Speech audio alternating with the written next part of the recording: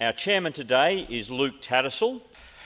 Luke is the chairman of Sports Chaplaincy Australia. In his spare time, he's the minister at Balmain Presbyterian Church. Let me hand over to Luke, who'll take us through the rest of the program. 22 days until the Olympics begin in London. There'll be more than 10,000 athletes from over 200 countries competing there. So what does it take to be an Olympian? What does it take to be an elite athlete? Let me introduce our panellists for us today. Alison Shrieve is a 4-time Formula World Champion windsurfing, A-class world speed sailing record holder. Still hold the record? How is it that the Australian record's actually faster than the world record? Well, it's a different class. So the A class is a sail area bigger than 10 square metres. Okay. And then the sailing record is the outright sailing record. Okay. And you're in the shadow squad for the Olympics. You have made an attempt to cross Bass Strait on a windsurfer. You're going to do that again. You didn't quite make it. You put in 9 hours, is that correct? 9.5 hours in 4-metre swells and 35 knot winds. It wasn't a nice day. It was pretty full on. I don't know, I had really severe leg cramps and hypothermia in the end, and I know now even in my training I struggle with my legs a lot earlier than I used to, so if I was going to go again I would have to really train specifically to be able to actually make the trip, because it is such an intense journey. Okay, next panellist is Elka Whalan, or Elka Graham as you may remember her, dual Olympian competing in both Sydney and Athens, silver medal in Sydney, has held a number of Australian, Commonwealth and world records. Since sporting has been involved in the media and modelling, and who could forget Dancing with the Stars? Although I think Elka might be trying to, is that right? Okay, no. And finally, Jeremy Rolleston on the end there, like Elka, a dual Olympian in bobsleigh at the Winter Olympics, competed at Torino and Vancouver, but Jeremy's also been involved in international rugby at the highest level, and is now General Manager of Institutional Business for Perpetual Investments. So all of that's correct, nothing we need to change or modify there, beautiful. Let me start by asking each of you, what sports were you involved in when you were younger, and what kind of competitor were you? Well, I played 11 sports for my school, and I was state athletics champion. I broke records in javelin and relay and a whole bunch of sports. I was state rep for hockey and cricket, state runner-up two years in a row for cricket and indoor cricket. So I was a bit of an all-rounder. I grew up on a farm, so I guess my dad getting me out there building fences and mustering cows did me a bit of good, and I just had a lot of natural strength.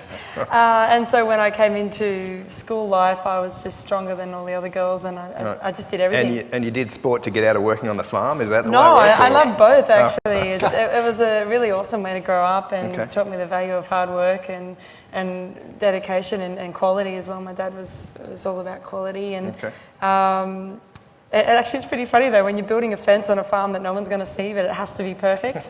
But yeah, we have a great family, and just that opportunity to do all those sports was amazing. Yep. Elka, what sports were you involved in when you were younger? Yeah, similar to Allison Alloy. I mean, at school they offer you such a wide variety of sports to do, and thanks so much everybody for coming here today. It's freezing, so it really means a lot for us. It's so humbling to see you here, so thank you. Hockey, soccer, obviously swimming, netball. I love playing goal attack to be able to defend, and then also, shoot the ball as well. But swimming was always, something that I absolutely loved, being in a big family of 6. Grew up doing nippers at Manly Beach. And I just really, really loved the water. I was scared of the surf, but I absolutely loved the water. There was just an instant connection for me there. So I kind of started half-an-hour squads at 4 and really never looked back. But it was nice to have, as Alison said, to do so many different sports and work out which one you liked and which one you didn't, and get a feel of what a team sport is like as opposed to an individual sport. Yep. Okay. Jeremy, sports when you were a kid? Yeah, lots of sports. Probably one of my fondest memories is I did little athletics, and the aim was to get how many ice blocks I could get out of my father. 6 events, 5 ice blocks was my record. Did a lot of sports, loved sport. Okay, what kind of competitor were you, Elka? Well, I mean, I was certainly competitive. I used to come home, I kind of kept them from when I was 12, and I would like write a journal or a diary of like, you know, I can't believe this person beat me, or, you know, what happened? I trained so hard. Today, you know, at squad, I did 30 laps, which at the time was so much for me as a 12-year-old as opposed to like 300 when you're really in the thick of it.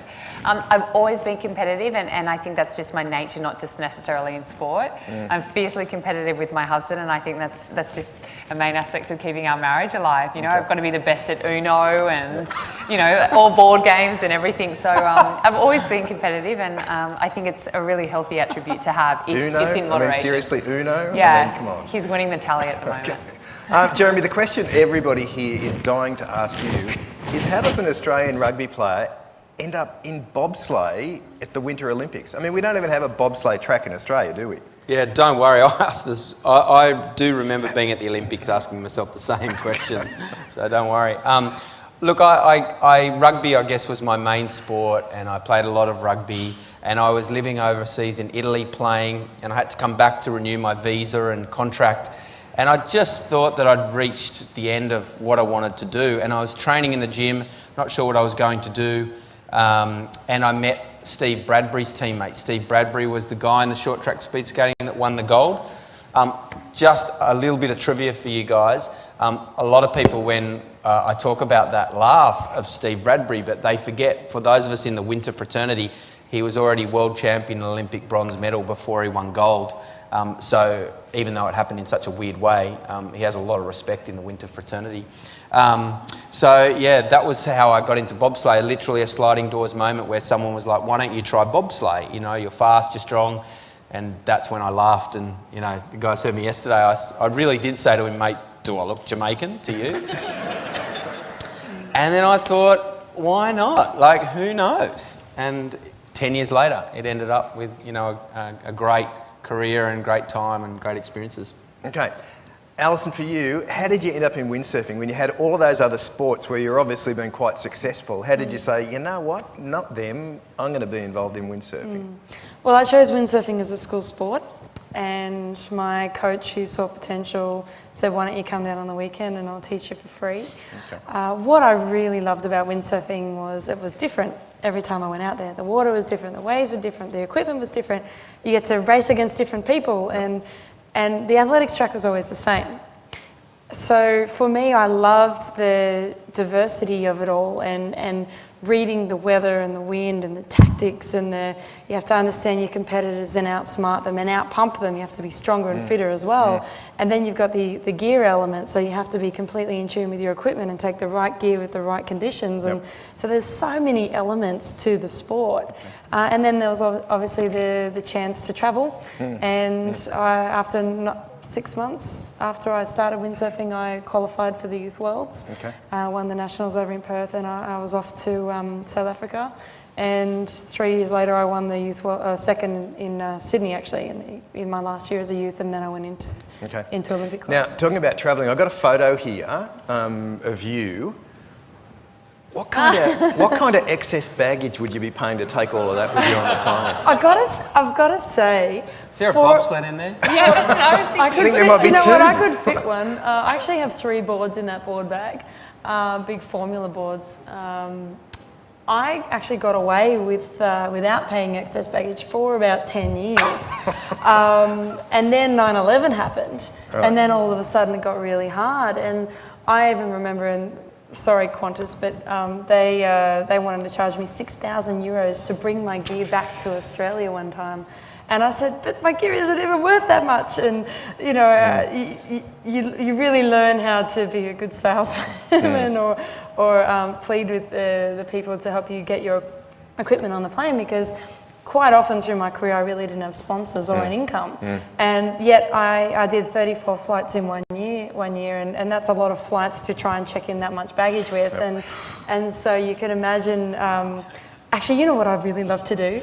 I would love to go on a holiday without my windsurfing equipment and just check in. Just carry on baggage. Just check. Just walk up, here's my bag, get on, and not have to drag it through. And the best is when you see the expressions when you walk through the airport and people go, what is that? And she's got a plane it's a boat. It's a body bag. That's it. Elka, did you wake up one morning and say, I'm going to the Olympics? Pretty much so. I mean, remember seeing when Sydney 2000 was announced as the winner and that we were going to have it here in our hometown, which was fantastic. And I remember watching it at like 3:30 in the morning when the announcement was made, drinking a hot chocolate with my mum and dad. And when I heard that, there was just something that stirred inside of my heart. And I thought, well, I swim. I kind of think I'm good at it. I certainly wasn't gifted or talented at that stage. But I just thought, I really want to be there. That's a great opportunity. And so, yeah, Luke, like 9 months out, I just decided I wanted to go. I hadn't made a team before.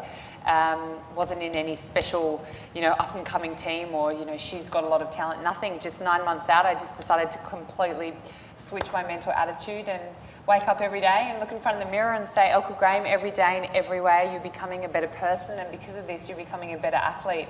I gave myself no excuses and didn't miss any training sessions. And the first team I got announced on was the Sydney 2000 Olympic team. So, oh, wow. Yeah, it was great, and it was just a great stepping platform to be for something, an Olympic, to be my first team. There was a lot to learn, and I surely learned along the way, so it was great. Okay. Alison, windsurfing it's not a particularly high-profile sport in Australia, not as much as it is in some other countries in the world. Did that make it harder for you? Did you have to be more determined, or because it's not so high profile, did that actually make it a bit easier for you to be able to compete? Yeah, that's a really interesting question, and actually, I thought it was too. Yeah, windsurfing is low profile in Australia, absolutely, and but it is big throughout Europe. It's massive, and I'm sure if I lived in Poland or France or somewhere like that, I'd be a millionaire. And I know even Steve Allen, who's an Australian windsurfer who's won twice as many world titles as I have, ended up marrying a Polish girl and lived in Poland because he couldn't get sponsors here. And even when he qualified for the Olympics, our federation didn't send him. It's ridiculous. Yep. But yeah, it is difficult. And something actually I've learned about myself recently, though, was I used to blame the fact that I didn't have as much money or resources as other countries on my lack of results. And to really take ownership of that we often, well, I know I blame my dad for my broad shoulders and I can't fit into any clothes. But it's very easy to blame circumstances or results on what you don't have or stuff that happens on other people. But on the other side of it is, I live by faith, and when God says I want you to go to Europe and compete, for instance, last year for my Olympic trials, I said to God, well, I don't have any money, you're going to have to provide a way. So I got on the plane with less than $100 in my account for a 6-month trip. And my first test was I rocked up to the airport with that gear and I said, all right, God, if you want me to go, I need favour with this guy. And so I walk up to the check-in counter and he just goes, good morning. And I said, good morning. And he said, well, what's that? And I said, well, it's Olympic windsurfing equipment. And he goes, okay. And he just tagged it. He didn't even weigh it. He didn't want anything. I think, all right, God, I guess I'm going. So I travelled the world on basically God's credit card. And everywhere I went, people would bless me and hear my story and say, oh, here's €1,000 for the next month, or here's €100. Okay. Wish they'd done that with the bobsleigh. I think when you do, you live by faith, God provides, and He loves us and He wants us to do well. And so I did. I travelled the world without any money, and it was the most amazing experience. So, yes, it's difficult. I sleep in my car for most of the year. You have a shower under a bottle of water, and that's not so much fun when it's 8 degrees in Holland and it's 8-degree water temperature and you're already white and pale, and then you have to stand under a cold bottle of water and then get into a bed in the back of the car. So, you do rough it. You do what you need to do to make it. And I did that. But looking back on it, it was really such a great experience and so much fun. And I really thank God for the fact that I've been able to go to 44 countries in my career. So. Okay. I want each of you to answer this question for me. Your Christian faith, what difference has it made to the way that you approach sport? And what would your competitors or your teammates notice about you because of that? Jeremy? Well, I guess starting with the second first, in rugby days, my teammates would they wouldn't notice much on the field because you play hard. They would notice a few things off the field in terms of the drinking and everything else that goes around rugby. I guess you put your stake in the ground, and as soon as you put that stake in the ground, people are watching you, and you'll either be a hypocrite forever or not. And again, there's, I guess you can say lots around that, but that's definitely something that they would notice. The biggest difference that being a Christian made for me in my sporting career was much more perspective. So I think it's so freeing. The life of an athlete's performance treadmill. You could win one day, and the next day, if you don't, like, so you could win all the Olympic trials, and if you don't win that race to qualify for the games, you don't go. Or take, for example, for me in Vancouver, the reason I put that crash on the footage is because it is a big part of my journey. So I was in the best shape of my life. I'd been competing really well. I was really ready for having my best Olympic result. Bang, I crashed. It's a performance treadmill as an athlete. That's the only thing people saw. But being a Christian, it's just so freeing, you know, and that's one thing as an athlete you notice, just that grace that what we do, it makes a difference, but it doesn't in terms of our eternity. So I'd say that, and then the final thing I'd say is in my darkest moments when I had some real disappointments, either that crash in Vancouver or the first Olympics we qualified for, which we weren't sent to, or snapping my knee 2 weeks before the World Cup in rugby. God was really present there. I wouldn't say I was this really peaceful guy and really happy with the situation. I'd say I was the opposite, but I learnt to ask that question, not why, but just where are you, God, in this? And that perspective on sport is not everything, Jeremy. That's, I guess, where my Christianity comes into being in my sport, but I guess that's the same for all of us in work and everything. Okay. Elka, so how's Christianity made a difference to you, and what would other people notice about you? Knowing that I have, like, my best friend, God 24/7 is pretty incredible. I remember our scripture teacher telling us at school, you know, every night, Elka, when you go to sleep at night, like, open your hands like a book, and you get all your worries and your problems and your concerns, and you put them here, and then you flip them over and you just hand them up to God, because he's going to be up all night anyway. And, you know, I thought it was really simple, but it was really perfect. And, you know, it talks about in the Bible, you know, one of the main passages of not worrying. You know, you don't worry, the birds don't worry about what they're going to eat the next day. And, you know, like in basic terms of just, that's what faith is, you know, believing in God and believing in something bigger than yourself and knowing that he has a purpose. So I just got to the point in my swimming career where God just really showed me that I was bigger than a swimming pool. And at that point, I kind of hadn't realised that. I kind of thought every race, what happens if I win? And what Jeremy was saying before, you could just do the most amazing things and it comes to this race, and if it doesn't add up, you know, one thing we always say in swimming is you're only as good as your last race. So if I got second, people would be like, well, she got beaten. But I'm thinking, yeah, but what about all the great things I did beforehand? And I got to the point of, as bold and as blunt as this sounds, of just choosing not to care what other people think, because the only person that I had to win respect for and love and favour was God. And, you know, the shortest way to upset yourself is to try to please everybody. And I just knew with God he had something bigger for me in store than swimming, and that I was bigger than a swimming pool. And that put everything into perspective. I really I enjoyed my second Olympics so much more in Athens in 2004. I really appreciated being there. I didn't take anything for granted. I felt very humble, and I just knew that it was just one small facet, one small season of my life. And now moving into media and being a mum, it's like tenfold better, and God has just continued to bless favour and grace and abundance on myself and my family, because, you know, he gave me this gift, and I want to honour him, and to wake up every morning with a purpose that he has given us, and follow that, exactly what Alison was saying. If he wants you to do it and he's put you on that path, then he'll definitely pave way for that to happen. So having him, in my sport was just incredible. It just really gave me peace and level-headedness. Okay, so perspective on your sport, how does your Christianity influence that, and how would other people see it in you? Yeah, well, I was very outward about my faith everywhere I went, and I would actually pray for people on the streets overseas and see amazing miracles. And so there was never a oh, I'm Christian. I was always really proud of it, because there's nothing to be ashamed of. He's He's awesome. He's the creator of the universe. He's my best friend. He's everything I ever need. And I'll share a story. I went to the World Championships in 2009 for Formula, and it was just after Bass Strait. I'd had 4 months off. And so, because I couldn't walk properly, and I was trying to get my muscles back together, and I said, okay, I want to go and get this world title back, because the year before I came second by 1 point. So I was like, that's it, I'm going to go back.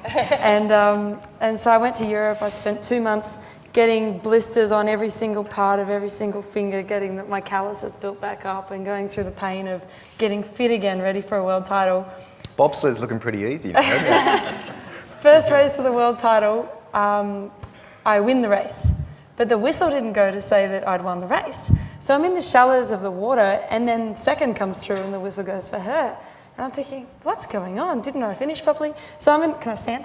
So I'm in the shallows of the water, and so I turn my board quickly to get back up and go back out. But as I turned, my fin actually cut up my shin, and I didn't know how bad it was until I looked down and all the water around me was red.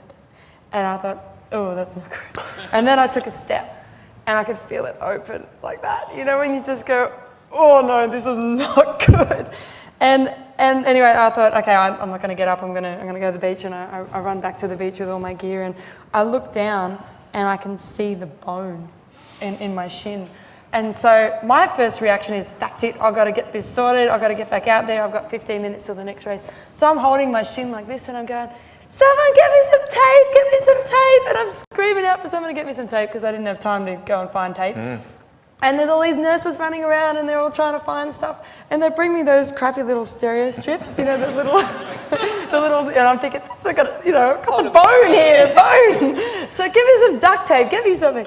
Anyway, this doctor comes out of the crowd, and he goes, ma'am, you need stitches. And I said, I don't have time for stitches. I've got to get back out there. I've got 15 minutes for the race. Come on. And he's going, ma'am, you need stitches. And I said, look, I don't have time. Can you just duct tape me up and fix me up later? And he's going, look, can you give me 5 minutes? All I want is 5 minutes. So I said, all right. So we hobble out the back to the ambulance, sits me up on the thing, and he says, don't look. And I said, what do you mean don't look? It's all right, I got a strong stomach, and I'm videoing it, right? And he's going, don't look. So he puts his body in front of me, and he gets a staple gun, no anaesthetic, ka-chunk, ka-chunk, ka-chunk, 4 metal staples in my shin, no anaesthetic. I was seriously shot in the leg 4 times. That's what it felt like. It was the most painful thing I've ever had to do. And so, you know, I was going, God, give me the strength, you know. So anyway, then he bandaged me up, and the top staple was right on the bone. So when the pressure of the bandage came down, it was really painful. So now I can hardly walk at all, but I'm ready to go and race. So I'm going, all right, God, I need your strength with this, because I can't move my foot because it's hurting too much on the shin here. So I get back out there, just made the race by about 1 minute, and I come second in the second race. By the way, I did actually win. I just caught up in the first race. I actually caught up to the back of the men's fleet, and they didn't realise that the first girl actually finished. So they thought I was one of the guys. So that was all sorted. Anyway, so I came second in the second race, and then I come in, and then they give me 5 injections and 10 stitches, and they send me to the hospital to get a tetanus in the bum and all this sort of stuff. Then the whole city floods. So I've got to try and get from the hospital to my hotel without getting my shin wet, and it's all knee-high water everywhere. So I'm jumping on the back of cars trying to get back to the hotel. Every morning for the remainder of the world titles, I had to go in an hour early, treat it, bandage it, make sure it doesn't get infected, because all the stuff from the city was out in the water and everything was getting infected. And ugh. Anyway, I get through all the races to the last day, and I'm winning by 1 point. So as long as the other girl didn't win the last race, I won the world title. So I'm thinking, God, please, I don't want any win. Please, I don't want any win. No win today would be great, you know, because I'm ahead and I didn't want to race anymore. And somehow he gave me the strength to get through all these races, and with my leg the way it was. And even the other athletes were saying to me, I can't believe you're racing. I wouldn't be able to do that. I can't believe you're racing. And anyway, last race, they actually send us out 5 minutes before the last possible start, and start us 2 minutes before the last possible time of the regatta. So the race counted, and it was light wind, which wasn't my best conditions against this other girl. So I thought, okay, I need to make sure I beat her. And so I start on top of her and I try and take her in. And so I pump over her on the line, pump, pump, pump, tack. And then we tack like this, and we're doing this duel around. Anyway, we're second and third going around the top mark, and this other Polish girl was winning by about 200 metres. We do the 2 laps, we go on the last downwind, this other Polish girl's coming down, where the both of us are behind. She goes too far and comes like this, and the other girl gets out and starts pumping and going a shorter distance. And I'm screaming to the other girl going, "Pump!" I'm just screaming, because I just desperately wanted her to win, because if she came second, I still won the world title. And so I'm screaming, I can't do anything because I'm in third and I don't have the speed to catch her. And so we're going down, and these two are coming in like this, and all she had to do was drive around the mark and finish. She does the crappiest jibe I've ever seen and stops. The other girl drives underneath and beats her by 1 metre. Right. And I just thought, oh, and I didn't know who'd won, because Polish are dancing around because the Polish won, but I didn't know which Polish won. And I'm thinking, did I win? Did I lose? Did I, and I end up coming second for the world titles on a cane back. Yep. Well, considering, yeah. But you know what I learned out of it? It was just about being happy what I have achieved and what I haven't achieved. And that God still, and now I forever have a massive scar on my shin that reminds me of the world title I lost on a countback. But what it did is just that, you know what, He only really cares about our relationship, that I just love Him and who I'm being, not what I've done or what I haven't done. And so with God, it's really cool because He gave me the ability to finish the race and almost win a world title, considering my leg was in 2 pieces. And, it was just really amazing, His grace, and that He just loves me no matter what I do or I don't do. So it was really cool. Okay, SMS question come through. Jeremy, would gentle Jesus want us to be involved in competitive sport? I mean... That's a really good question, isn't it? Whatever you do, whether in word or deed, do it for the glory of God. That means whatever you do. That means if you grow flowers, that means if you do bobsleigh, that means if you're in the workplace. I think it's pretty clear, so I've never had a problem with that. My own personal struggle was I felt like sometimes the message that I got, and it was probably my filtering, was it was like, don't excel, just tended me towards mediocrity as a Christian. And I do think that sometimes as Christians we suffer from that and we don't feel like we can go for all we are and excel. That was my own personal struggle, I think, sometimes, but I don't think that's what the Word of God says. Okay. Biggest times of growth for you in your sporting career as Christians, what have been the most valuable lessons that you've learned? You've kind of given us one there.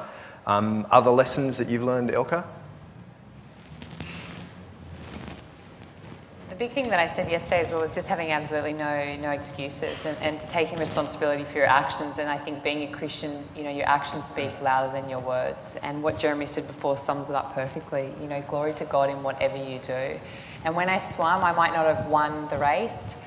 And there are other times I did swim and I did win the race, and I had to learn for each result to be just as humble, whether I won or whether I lost. And, God put me in swimming not necessarily to win all the races or lose all of them, but He wanted something more out of that and something to develop and something to grow with that. And I think the biggest thing as well is knowing that you have a gift, and everyone in the room does have a gift, finding out what it is, finding out who you are, and then working out where you want to go. I think that's extremely important. They're some of the biggest businessmen in the world, or even here in the Sydney CBD, who might be making a huge amount of money.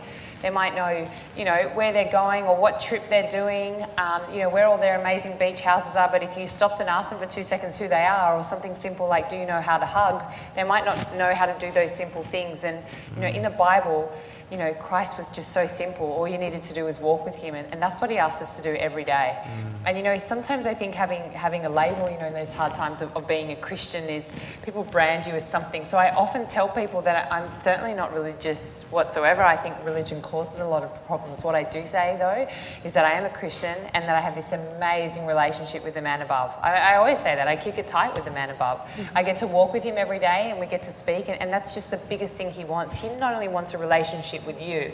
And it can start out as something so simple as just talking to him like, hey God, don't really know how to pray, but like I'm here and I kind of want you to show me what you want me to do. Because he's brought us all into this world for a purpose. We have not been brought into this world by accident. We've been brought into this world for a reason. And it's just a matter of spending time with them and finding out what it is. So for swimming with me, I just knew that was just one small facet of what he wanted me to do. And when I had those hard times, it was just brilliant to be able to talk to him about it. Okay. Now we're running a little short on time. Jeremy, you said yesterday that one of the big things that you had to keep guarding against was you didn't want sport to become your God. Have each of you felt that? Have you faced that, do you think, at all in your windsurfing? Yeah, it is. As a single athlete as well, it can become all consuming. And my coach used to say to me, you have to be selfish to be a world champion. And I said, no, you don't. You know, I can still be loving and caring and generous and all these sorts of things without it. But what I've realised is that God loves us no matter what we do.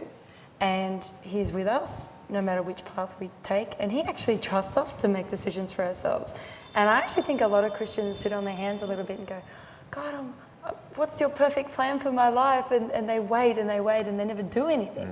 Sometimes he just wants us to start walking, and then he will guide us when we're walking.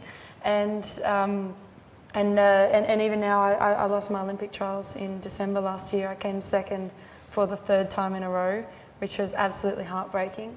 And then about 2 months later, I got the news that they've kicked windsurfing out of the Olympics for Rio. So now it's like 14 years of training for something that doesn't exist anymore. So you can imagine how deflating that is, because you think all that sacrifice and you think about all the things that you missed out on or could have had or should have been doing, and been chasing after a dream that isn't there. But then looking at all the experiences that I've had and all the people that I've helped and all the wonderful things that God has shown me in the process of going down the road of competing and campaigning for the Olympics and winning world titles and all those sorts of things. And now I'm actually doing leadership coaching and health coaching, which is awesome. And I know God is blessing that as well and giving me answers and solutions for people in the business world. And so it doesn't really matter what we put our hands to. He is with us and he is guiding us and protecting us. And as long as our relationship is close with him and we're just open to hearing from him, it doesn't really matter what we do. He just loves us no matter what. Okay. Actually, Luke, can I add one thing very quickly to that? Because I think one of the things that I've learnt through sport and work is when you're at the Olympics and you see someone win a gold medal, you think that all that is on the outside glitters, and we obviously live in this celebrity culture. I've figured out that what Jesus said when he said, what's a profit a man if he gains the whole world yet forfeits his soul, is really true. And that's not to diminish anything that I did with sport or that anyone's done here, but that's that perspective. So you do see someone right next to you win a gold medal, and they eat the same food and they do the same thing, and their life is different in many respects, but in many respects it isn't. They've climbed this massive ladder, they're at the top, but it doesn't give them that peace which everyone wants. And I saw it in my last job because I was working for Goldman Sachs, and one of my bosses earned $40 million the year before. Climbed the top of the ladder, but being a Christian gives you a peace which transcends understanding, and that's definitely one thing to answer your question of what I've learnt from sport. And can I say, that's a great note for us to finish on. We've run out of time, but what I want you to do before you leave, can you thank our panellists for coming along today?